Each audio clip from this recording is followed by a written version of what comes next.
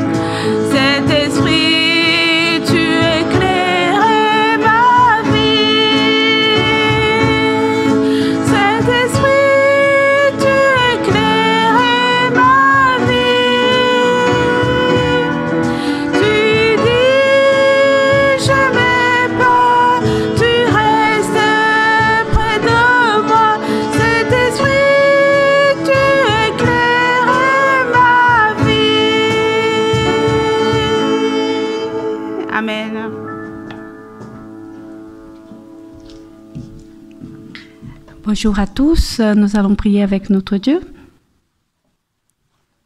Seigneur, merci pour être ici ce matin. Notre cœur est dans la joie, même si quelques-uns pourront être dans des difficultés, mais nous sommes contents que tu es notre Dieu. Tu as choisi tes enfants pour être ici, pour t'aimer, pour t'adorer, et tu t'es montré, Seigneur, avec un amour tellement énorme. Et tu nous montres ça tous les jours dans notre vie.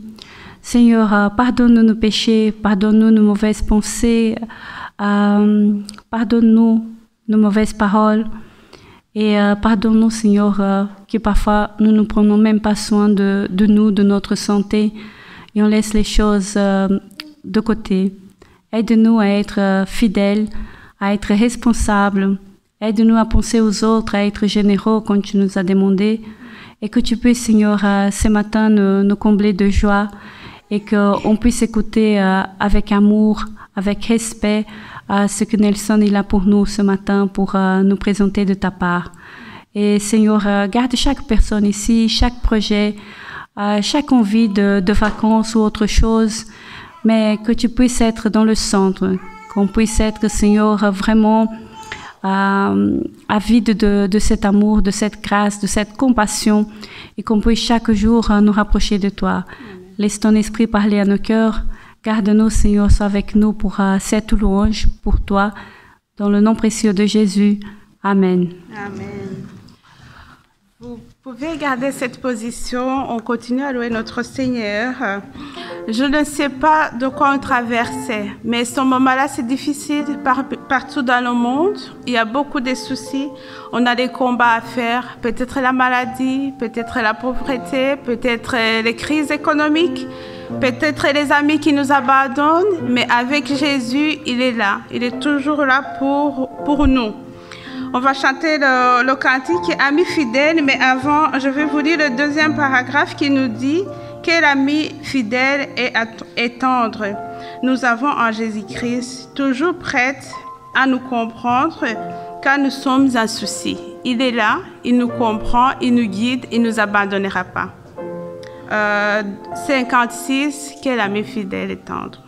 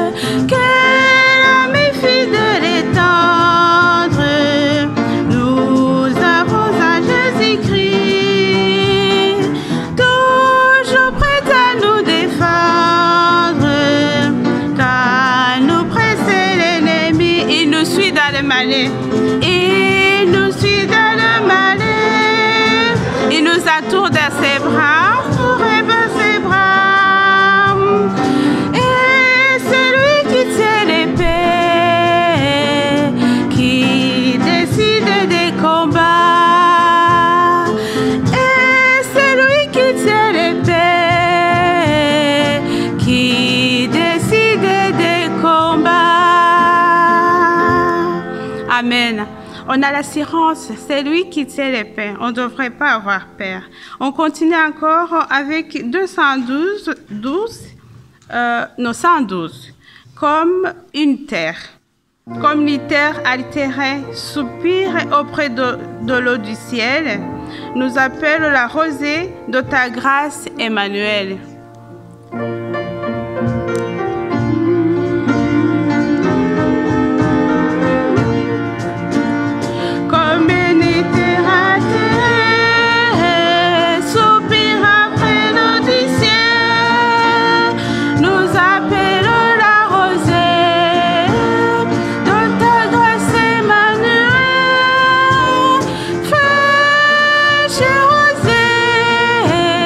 Descends des cieux.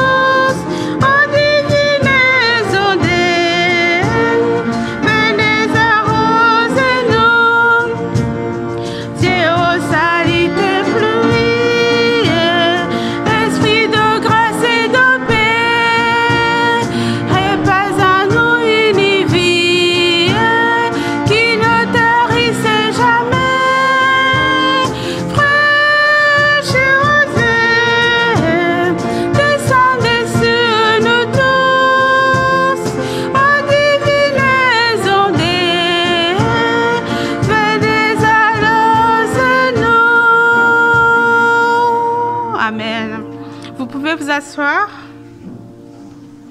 Je louerai l'Éternel de tout mon cœur. Je raconterai toutes ses merveilles. Je chanterai son nom.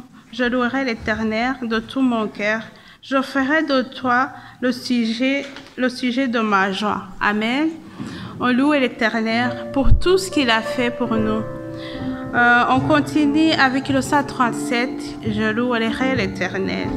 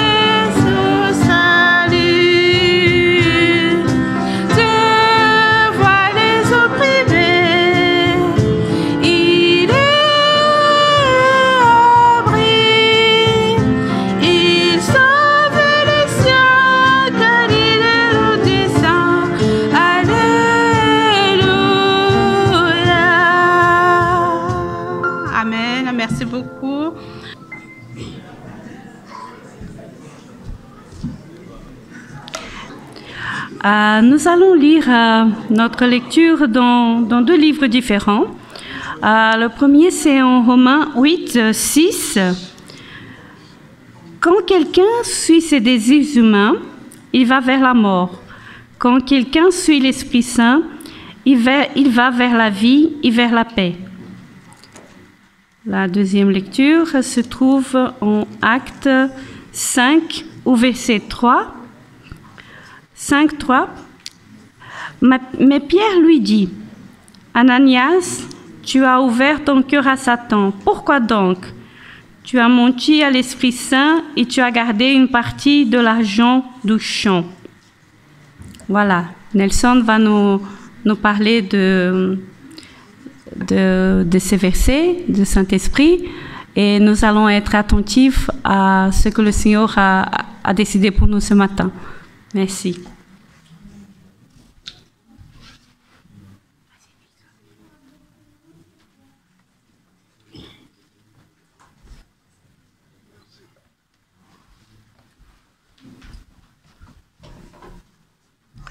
Chers frères et sœurs, bonjour. Je suis heureux ce jour d'être avec vous. Ça fait plaisir de voir les enfants de Dieu contents et heureux de rencontrer leur Seigneur.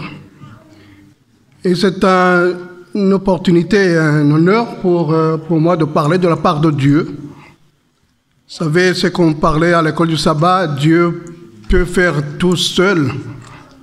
Il n'avait pas besoin d'envoyer Moïse ou qui que ce soit pour aider le peuple d'Israël, mais il a choisi Moïse et Aaron pour qu'ils soient des partenaires. Et j'aime bien ce partenariat qui fait que moi aussi je peux être partenaire avec Dieu. Alors, j'ai intitulé le message d'aujourd'hui « Il est temps de changer ».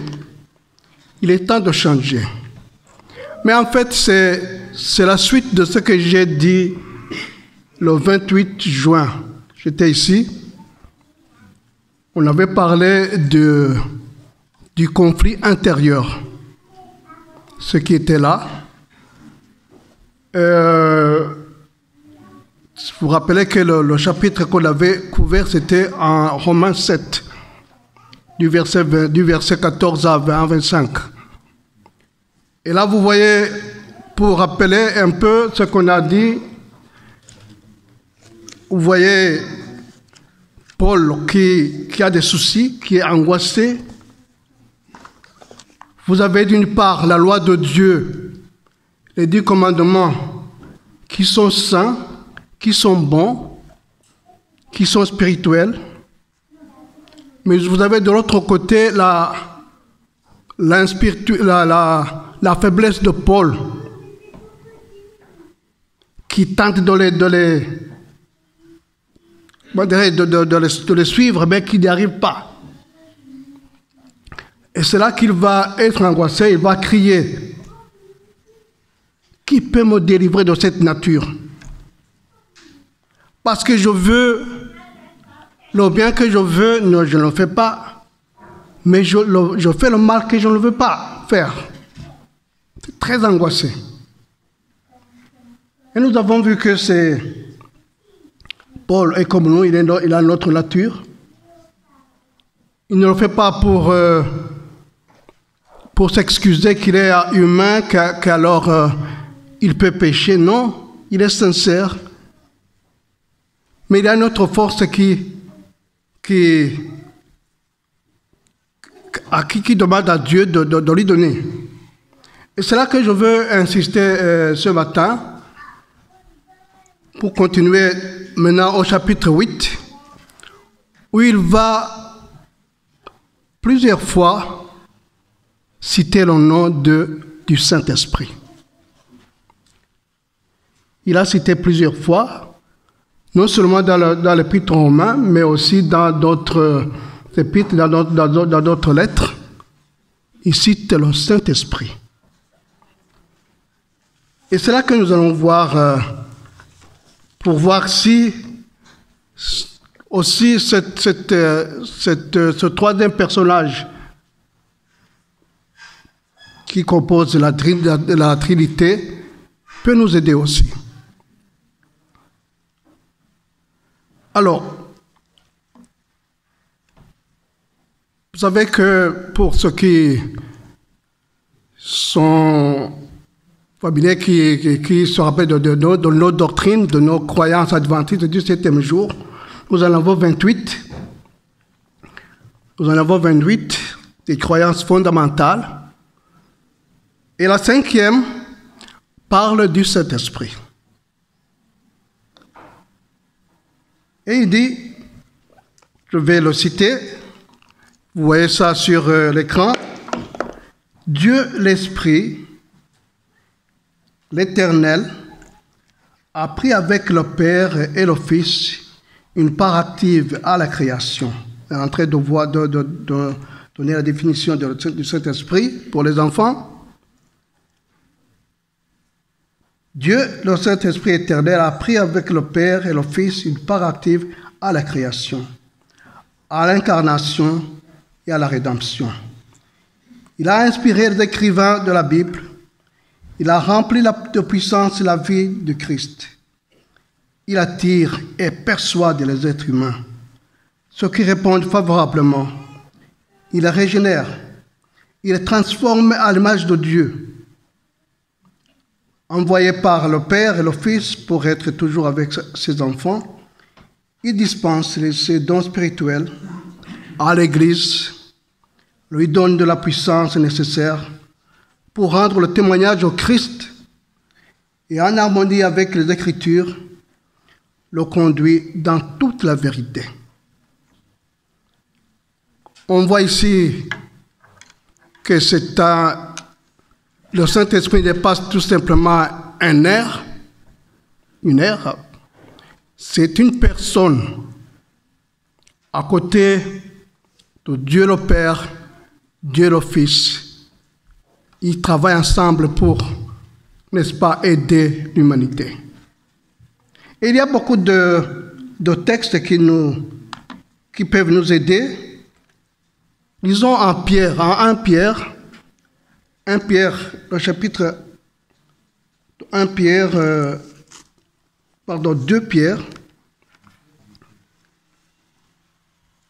Pierre, le chapitre 1 au verset 21. Nous allons voir ce que Pierre est en train de dire sur le Saint-Esprit. 2 Pierre 1, 21. 2 Pierre 1, 21. 2 Pierre 1, 21. Car ce n'est pas par une volonté d'homme qu'une prophétie a jamais été apportée, mais c'est poussé par le Saint-Esprit que des hommes ont parlé de la part de Dieu. Ce n'est pas une volonté d'homme qu'une prophétie a été jamais apportée, mais c'est poussé par le Saint-Esprit que les hommes ont parlé de la part de Dieu.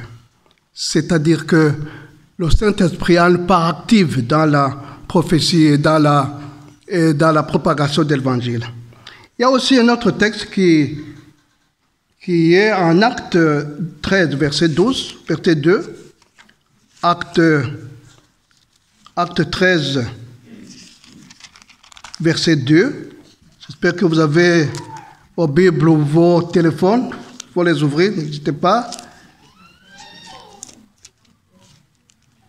Acte 13, verset 2. Pendant qu'ils servaient le Seigneur dans leur ministère, qu'ils jeûnaient, le Saint-Esprit dit, mettez à part Barnabas et Saul pour l'œuvre à laquelle je les ai appelés. Tous ces versets pour vous montrer que le Saint-Esprit est une composante de la Trinité et qui agit et qui est en collaboration avec Dieu et Jésus-Christ.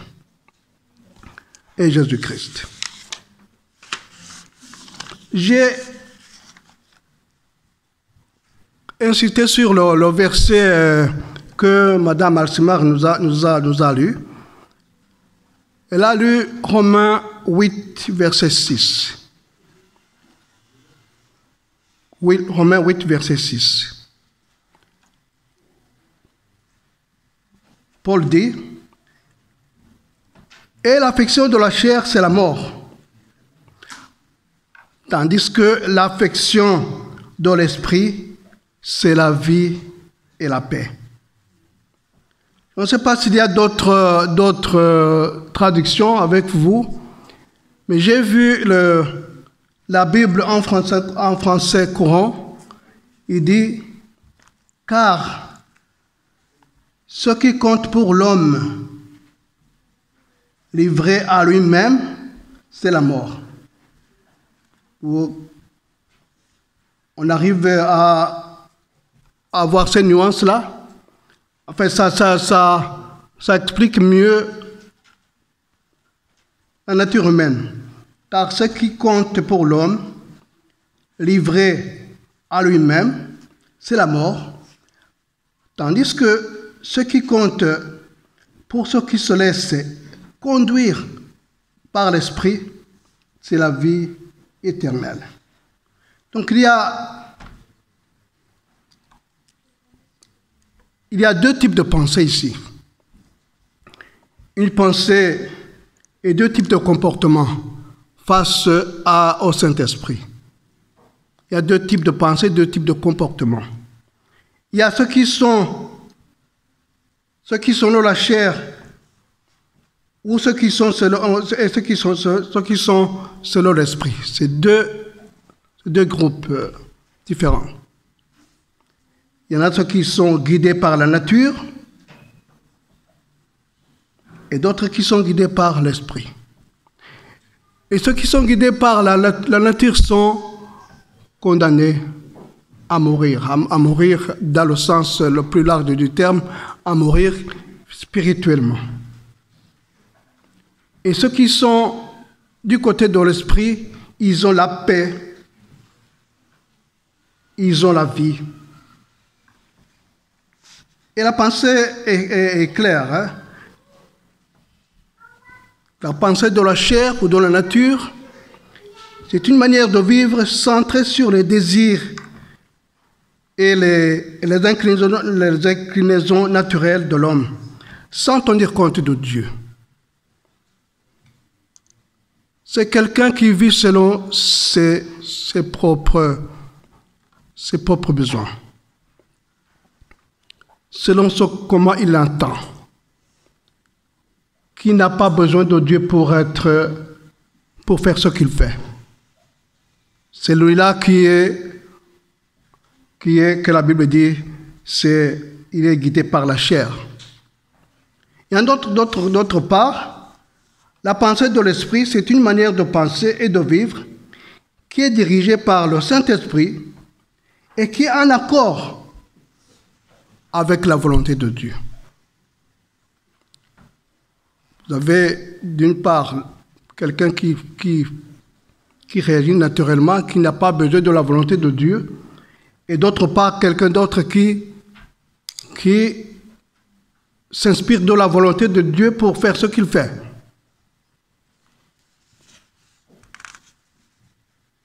En d'autres termes,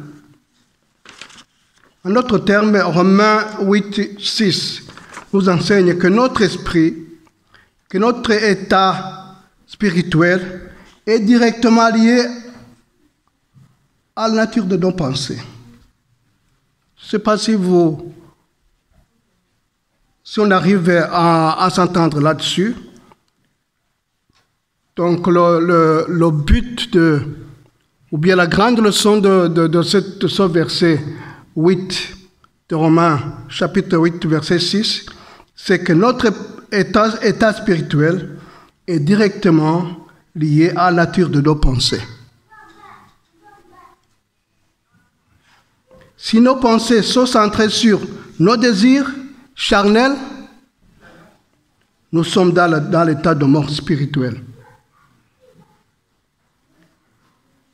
Et si nos pensées sont dirigées par le Saint-Esprit, nous sommes dans un état de vie et de paix avec Dieu. Et là, je pense que chacun peut s'évaluer lui-même. Quelles sont mes pensées? Pendant la journée, dans tout ce que je fais, quelles sont mes pensées? Est-ce que j'ai besoin de l'Éternel, j'ai besoin de la parole de Dieu ou de Dieu pour me guider? Nous vivons dans une époque où Dieu ne signifie pas grand-chose. Hein? Et de plus en plus, dans tous les continents. Hein? Parce que avant, on croyait que peut-être les gens qui sont civilisés, qui ont étudié beaucoup, ont tendance à oublier Dieu, mais de plus en plus, les gens aussi normaux s'en foutent de Dieu. Ils pensent qu'ils peuvent faire des choses seuls.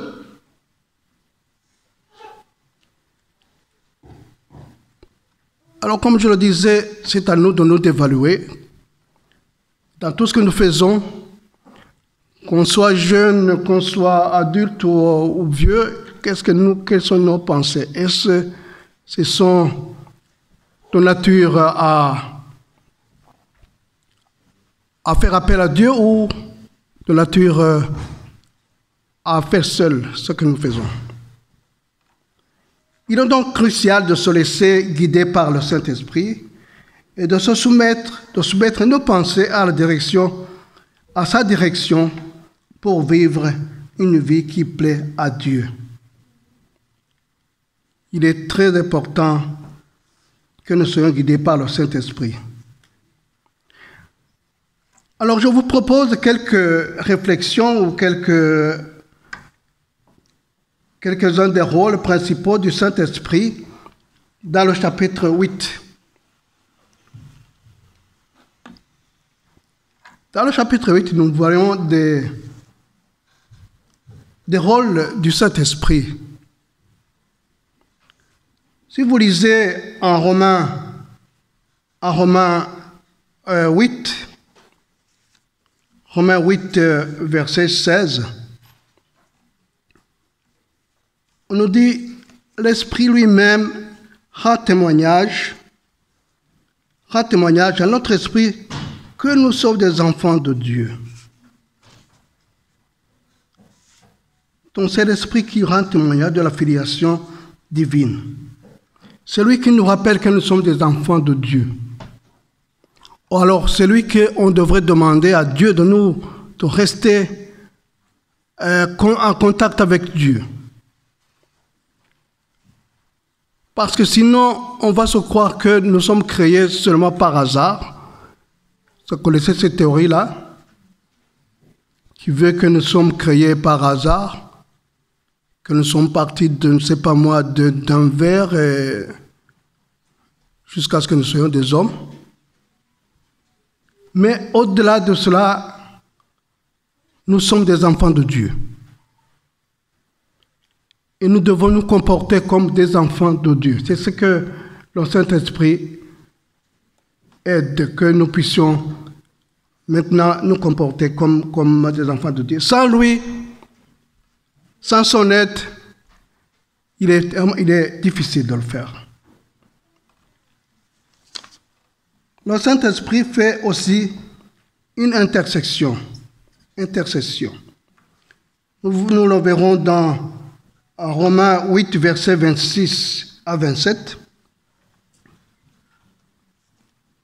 26 à 27. Donc même aussi l'Esprit nous aide dans notre faiblesse, car nous ne savons pas ce qu'il convient de demander dans nos prières. Mais l'Esprit lui-même intercède par des soupirs inexprimables. Et celui qui sonde les cœurs connaît quelle est la pensée de l'Esprit, parce que c'est selon Dieu qu'il intercède en faveur des saints. Voilà un autre rôle du Saint-Esprit, l'intercession. Quand nous prions de la voir, il nous aide dans notre faiblesse. Il intercède pour nous auprès de Dieu, surtout lorsque nous ne savons pas comment prier. Là, c'est peut-être un grand sujet, la prière, mais est-ce que nous savons prier? J'ai entendu je pense que c'est le lundi sabbat passé, quelqu'un qui a parlé de la prière à Collonges, sous sa lèvre, qui disait « Nos prières sont souvent égoïstes. » Nos prières sont souvent égoïstes, parce que nous nous regardons à nous-mêmes, à nos familles. Il est très rare que nous pensons aux autres. Il est très rare, de plus en plus, que nous pensons au gouvernement, par exemple. Combien de fois nous prions aux gouvernements qui sont en place dans ce monde? Combien de fois nous prions à nos ambassadeurs, par exemple? Combien de fois nous prions aux gens qui n'ont pas encore connu l'Évangile? Donc, Dieu, le Saint-Esprit nous aide à bien prier, à adresser nos demandes à Dieu. Il y a notre rôle, c'est la transformation. Il travaille à la transformation de nos vies, en aidant à modifier les œuvres de la chair, à vivre selon l'Esprit. C'est ce que on trouve dans Romains 8, verset 13. Si vous vivez selon la chair, vous mourrez. Mais si par l'Esprit, vous faites mourir les actions du corps, vous vivrez. On voit la deuxième partie de ce verset. Mais si par l'Esprit, ça implique une transformation. Si par l'Esprit, si par l'Esprit vous faites mourir les actions du corps, vous vivrez. Et le mot transformer signifie aussi métamorphoser, changer complètement. Le Saint-Esprit nous métamorphose parce que quelque chose qui est métamorphosé change directement la forme.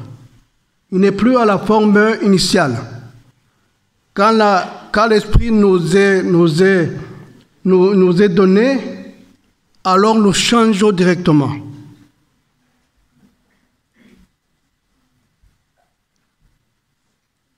C'est l'un des rôles du Saint-Esprit.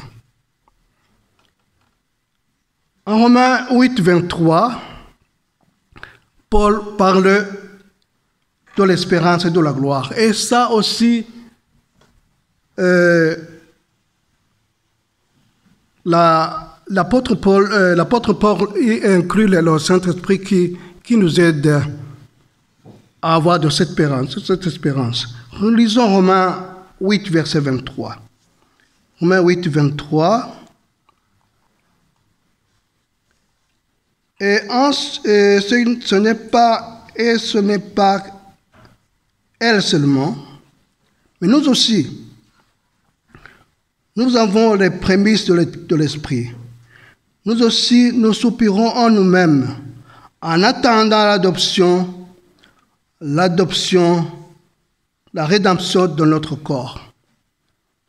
Façon de nous préparer à nous préparer pour cette transformation qui aura une fois pour toutes lorsque nous arriverons au ciel. Dieu, le Saint-Esprit, nous aide à avoir cette espérance. Il nous donne l'espérance de la gloire à venir et la rédemption de notre corps.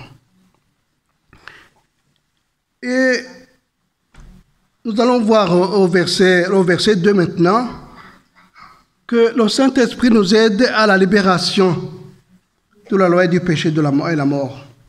Romains 8, verset 2.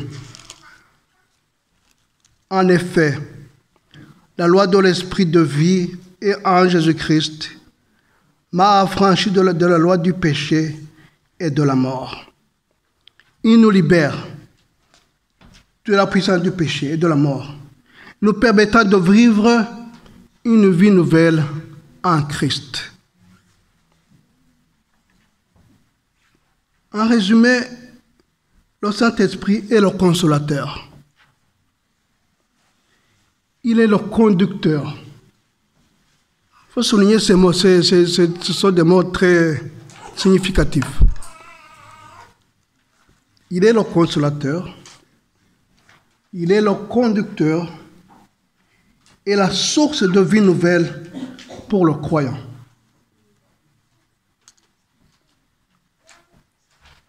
Voilà une des raisons pour que nous puissions l'invoquer, pour que nous puissions demander à Dieu, pour que nous puissions chaque fois l'invoquer, pour qu'il soit avec nous.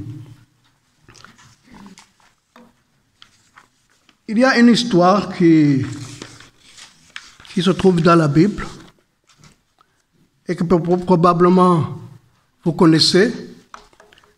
C'est l'histoire de Saphira et Anania qui ont vécu dans l'église, la première église. Anania et Saphira devraient donner une offrande, devraient contribuer à l'avancement de l'église. Et la coutume voudrait qu'on puisse vendre ce qu'ils ont pour qu'ils puissent le donner à l'église. Et voilà la famille d'Anania et Saphira qui vend un champ, qui a l'argent, mais ils devraient apporter cet argent, l'entièreté de cet argent à l'église primitive. Mais probablement la somme était exorbitante. Ils ont préféré aller donner une partie de la somme. Et ils se sont préparés. Je me rappelle bien quand on était jeunes que les gens jouaient la scène de cette famille. On voyait des gens qui sont bien vêtus, qui apportent l'offrande à Dieu. C'est l'homme qui est parti avant, bien habillé, dans ces scènes-là, dans ce théâtre, petit théâtre qu'on jouait avant. Anania est bien vêtu. Il a la Bible et peut-être l'école du sabbat, la leçon de l'école du sabbat à sa main. Il va offrir. Mais il sait que ce n'est pas vrai. Et donc la Bible nous dit, nous pouvons le lire la question qu'ils ont posée que les sacrificateurs ont posée à Ananias. Pierre lui dit, au verset 3, Pierre lui dit, Ananias, pourquoi Satan a-t-il rempli ton cœur au point que tu mentes au Saint-Esprit et que tu aies retenu une partie de prix du champ? Quelle est la faute? Il a menti au Saint-Esprit. Et Pierre lui demande, pourquoi tu as menti au Saint-Esprit? En fait, ici, j'ai requis un commentaire qui dit que le péché est d'avoir menti à Dieu et à l'apôtre Pierre en prétendant avoir donné la totalité des produits de la vente du terrain à la communauté chrétienne, alors qu'ils en avaient retenu une partie pour eux-mêmes. Ils ont ainsi cherché à tromper l'Église et à paraître plus généreux qu'ils ne l'étaient en réalité. On ne peut pas lire toute l'histoire, mais vous savez que la femme aussi s'est préparée, elle a bien habillée, je la vois qui s'habille, qui se maquille, pour aller donner l'offrande, mais qui sait que ce n'est pas correct. Et donc leur péché, c'est d'avoir cherché à tromper l'Église, à tromper le Saint-Esprit. C'est de paraître plus généreux qu'il ne l'était en réalité. Alors, vous savez, il est facile de juger, n'est-ce pas, hein? Mais quand je me demande, moi, combien de fois j'ai menti à le Saint-Esprit, je ne peux pas compter si, parce que vous voyez, si vous lisez, la punition qui leur a été donnée, c'est la mort. Enfin, on ne dit pas que c'est la punition parce que quand ils se sont rendus compte qu'ils avaient vraiment menti, l'homme, après avoir reçu la réponse, la question de Pierre, il s'est évanoui. C'est le terme qu'on utilise dans la Bible. On pense que c'est l'arrêt cardiaque. C'est l'arrêt cardiaque ou c'est quelque chose qui s'est arrêté, il est directement mort. Et la femme aussi qui a suivi, après avoir été mise dans la réalité, elle aussi s'est évanouie et elle est morte. C'est pas très facile à notre époque d'attendre ce genre de choses. Nous sommes maintenant dans une civilisation où les droits de l'homme, comment dirais-je, ce genre de punition ne serait pas sans punition, quoi. Parce qu'après tout, on peut dire actuellement que Anania et Saphira étaient libres de donner ce qu'ils veulent. Voyez. C'est ce qu'on pourrait dire actuellement dans nos termes en tant que contemporains, en tant que civilisés, quoi. Mais pour Dieu, c'était autre chose. Il faisait semblant d'être généreux alors qu'il ne l'était pas. Et bien, je reviens sur moi-même, ou bien sûr, vous pouvez penser sur vous-même. Est-ce que, combien de fois j'ai menti au Saint-Esprit? Combien de fois j'ai menti au Saint-Esprit? Et si il devrait y avoir un arrêt cardiaque, peut-être je serais déjà mort. Mais le Saint-Esprit qui intercède à Dieu pour nous, est là aussi pour nous aider à nous repentir. Parce que l'un des rôles aussi du Saint-Esprit, c'est de nous aider à nous repentir, à penser sur nous-mêmes et à nous repentir. Ça veut dire que, finalement, il y a trois choses qu'il faut pour changer. D'abord, il faut accepter la correction. Il faut accepter la correction. En d'autres termes, il faut accepter cette voix du Saint-Esprit qui nous parle. Deuxièmement, il faut vouloir changer. Parce qu'on a souvent cette voix, mais on l'a dit, moi je ne change pas. Et nous avons cette liberté-là.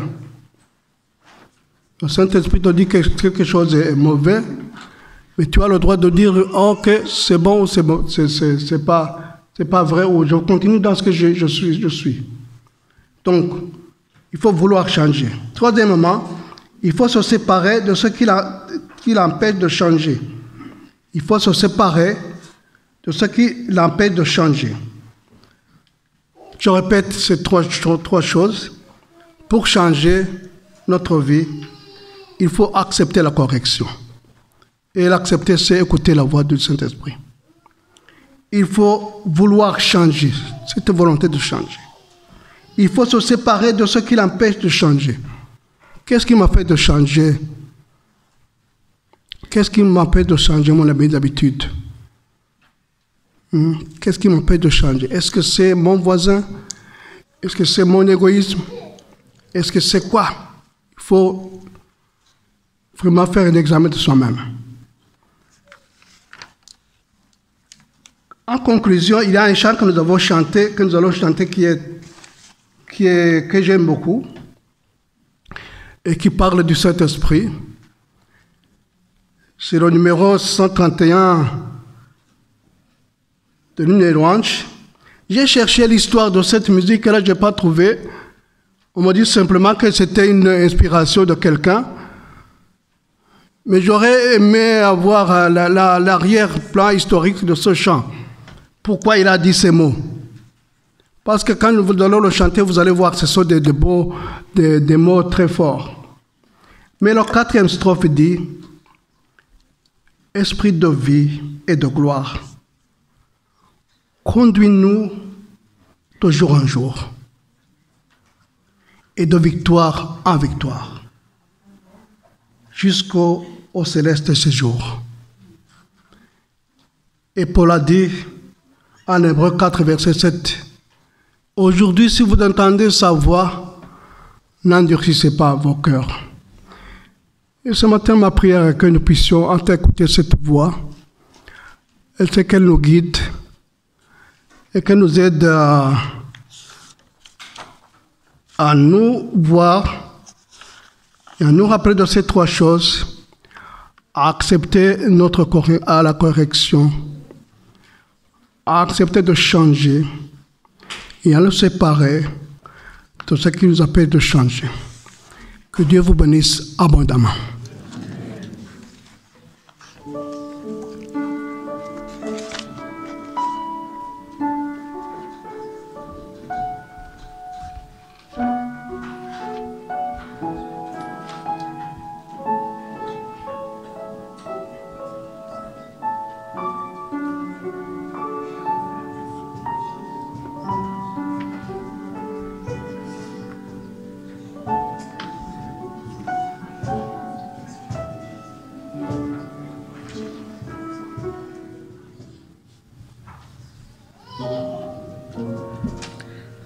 Merci à Nelson pour ce beau rappel de cet esprit qui nous parle, qui nous aide à se convertir.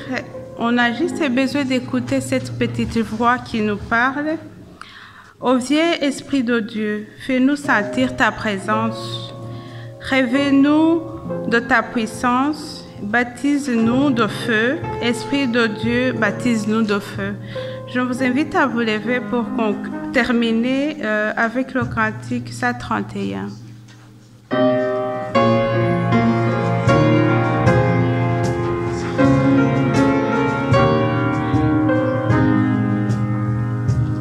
À toi, Maître de nos âmes, Esprit Saint, Esprit de Dieu, viens-nous tes divines flammes, nous embrasse en ce jour. Oh Dieu, Esprit de Dieu, fais-nous sentir ta présence, révèle-nous de ta puissance et baptise-nous de feu. Esprit de Dieu, baptise-nous de feu. Esprit de promesse, et nous serons de ton sceau, dévoiler la richesse de l'héritage d'en haut. Oh Dieu, l'Esprit de Dieu, fais-nous sentir ta présence, révèle-nous de ta puissance et baptise-nous de feu.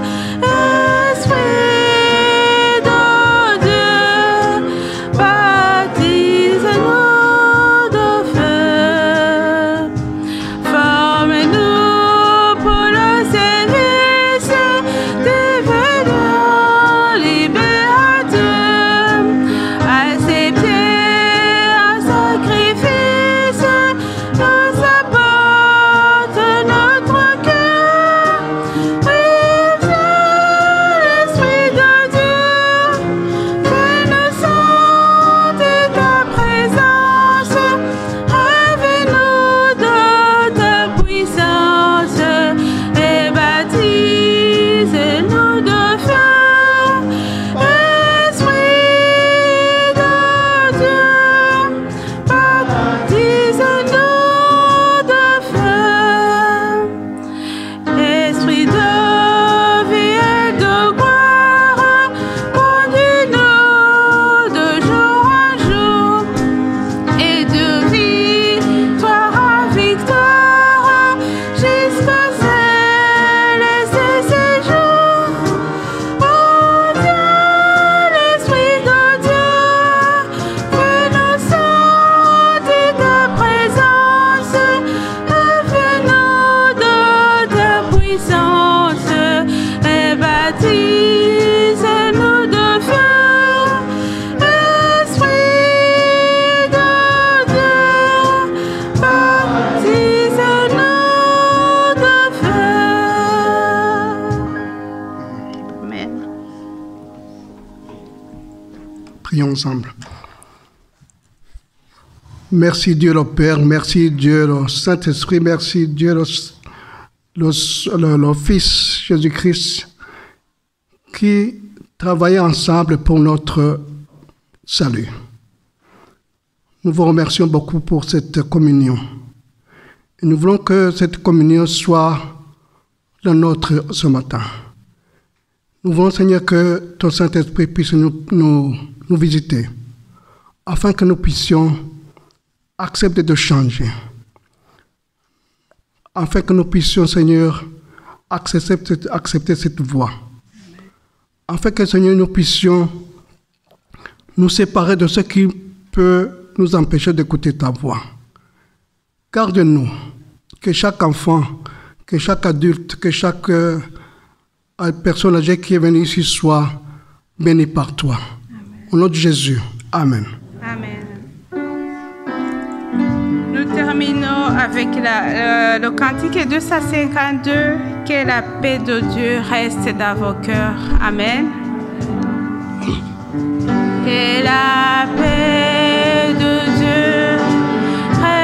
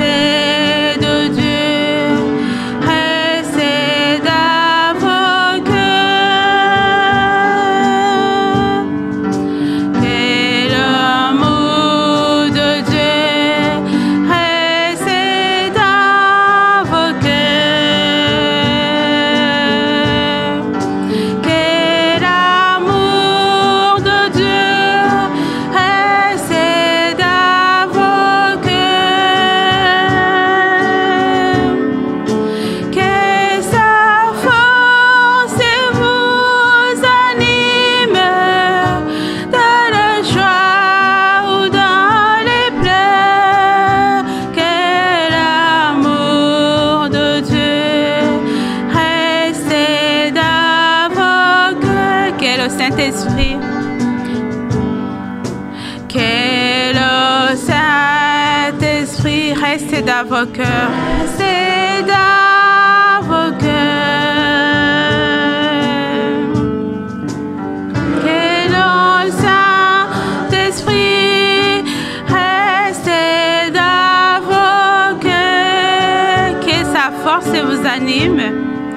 Que sa force vous anime dans la joie ou dans les pleurs.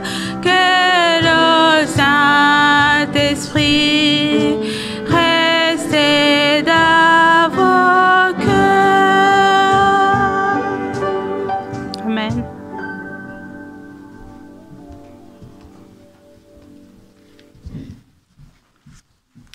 Recevons la bénédiction du Seigneur. Que le Christ habite dans vos cœurs par la foi. Plongez vos racines dans l'amour et soyez solidement construits sous cet amour. Alors vous serez capables de comprendre avec tous les chrétiens la largeur, la longueur, la hauteur et la profondeur de l'amour de Christ. Vous connaîtrez cet amour qui dépasse tout ce qu'on peut connaître.